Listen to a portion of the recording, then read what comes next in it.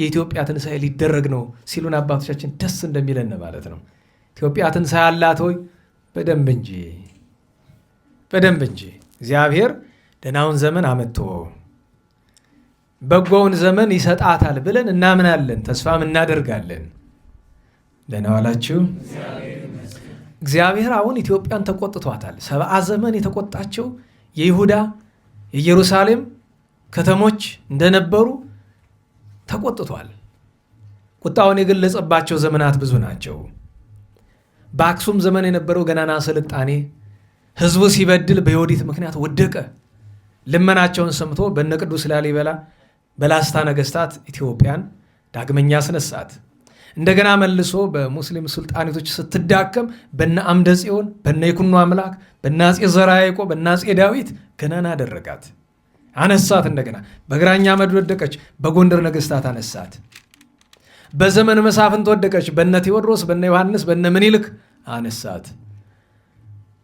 የዛሬ 50 ምናምን ዓመት ወደቀች። እስካሁን እንግዲህ መቼ እንደሚያነሳት እግዚአብሔር ያውቃል። ትንሣኤዋን ግን ተስፋ እናደርጋለን።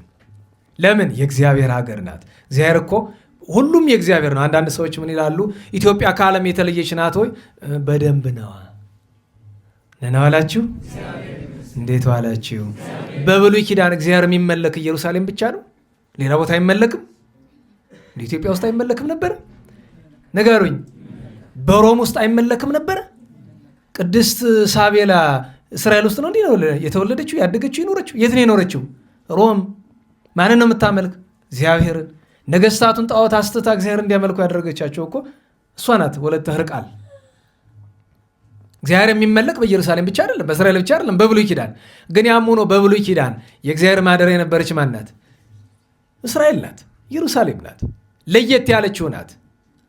ልክ እንደዚያ ሁሉ ከብሉይ ኪዳን ዋናውን ቅዱስ ንዋይ ታቦት፣ ከአዲስ ኪዳን ዋናውን ቅዱስ ንዋይ መስቀል ወዴት አመጥቶ አኖረ እግዚአብሔር? እንዴት ዋላችሁ? ወዴት አኖረ?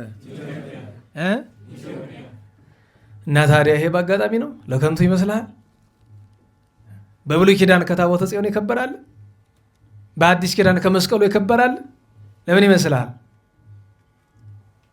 አዎ ልናውቀው ይገባል። ይሄ ማለት ግን ሰዎች ኢትዮጵያ የዓለም ብርሃን የምናምን የሚሉትን አይነት አይደለም። ያ ሌላ ነው። ያ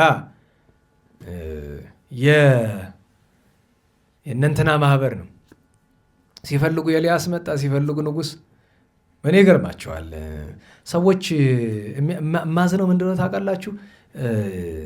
ራሳቸው ንጉሥ ብሎ አስቀምጠዋል። ግን ደግሞ እሱ አልበቃቸው ብሎ በየበረሃው እየዞሩ አንተ ትነግሳለህ ይሉታል። የእነሱ ተከታይ ለማድረግ ማለት አንዱንም በተለያየ ምክንያት ታጥቀው በየበረሃ ያሉ ሰዎች አሉ አይደለም?